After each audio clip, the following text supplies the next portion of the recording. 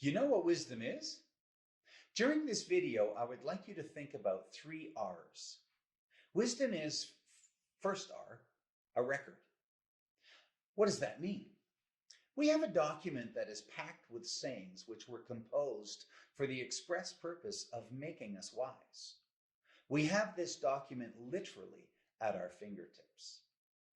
Many centuries ago, a wise man endeavored to compile a set of sayings, and he did so drawing from his own life experience and from a wide variety of other sources of the wisdom of his day.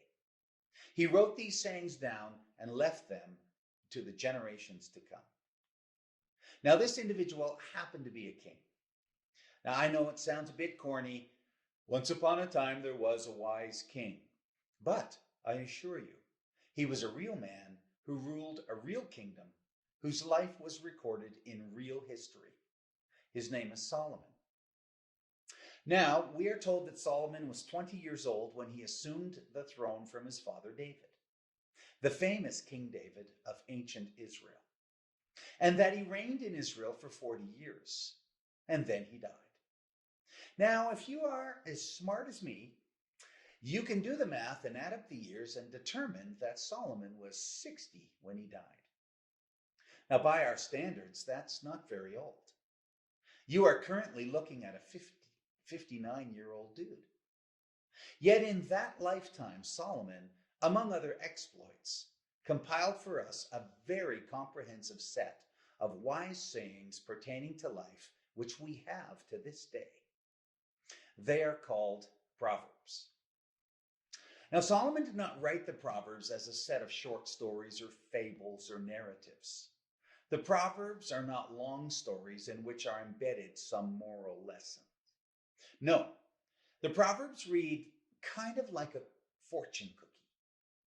Now, there is more to them than a fortune cookie, but the Proverbs are essentially short, pithy, 2 or 3 line written sayings comparing wise behaviors and their consequences to unwise behaviors and their consequences. So, wisdom, the first R of the 3 R's, is a record. Now, how do we get it? Now, when I started this video, I said I would tell you what wisdom is and how to lay hold of it. Let me take a minute to read from the first chapter of Proverbs, where wise Solomon lays out for us why he is compiling this document. His opening statements read like this: to grasp wisdom and discipline, to understand deep thoughts, to acquire the discipline of wise behavior, righteousness and justice and fairness, to give insight to gullible people, to give knowledge and foresight to the young. A wise person will listen and continue to learn, and an understanding person will gain direction. To understand a proverb and a clever saying, the words of wise people and their riddles. This is how Solomon opens his document, his record of wise sayings.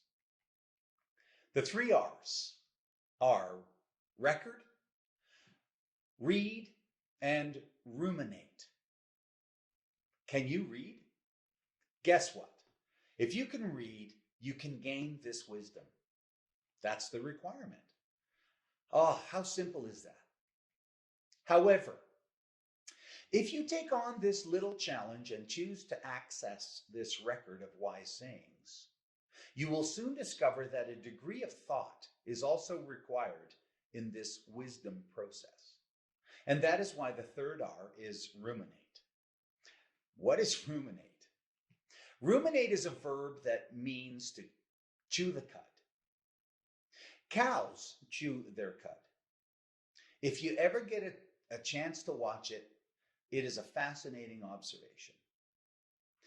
Cows have 4 stomachs, so they kind of super process their food.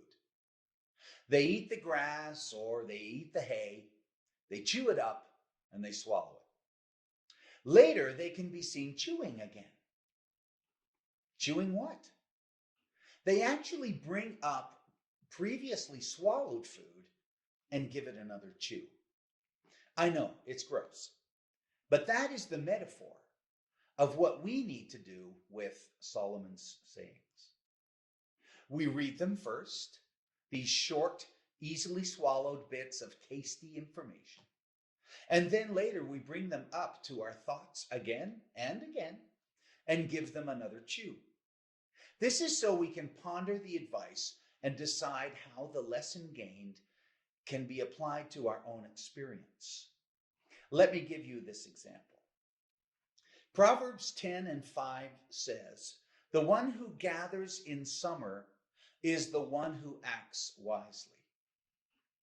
But the one who sleeps in harvest is the one who acts shamefully."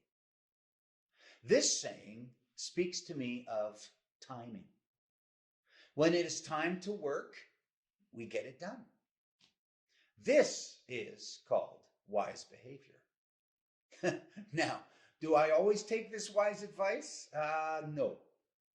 I sometimes procrastinate and almost always pay the shameful consequences. So, two things. This particular saying is not just about crops. It's about work. And unlike a fortune cookie, the warning is also there if I choose to sleep through harvest. My colleagues and I here at the Grand Prairie Church of Christ have a plan to share a series of videos with the object of bringing these wise sayings to light and maybe helping you to gain and profit from this ancient wisdom. Thank you for listening.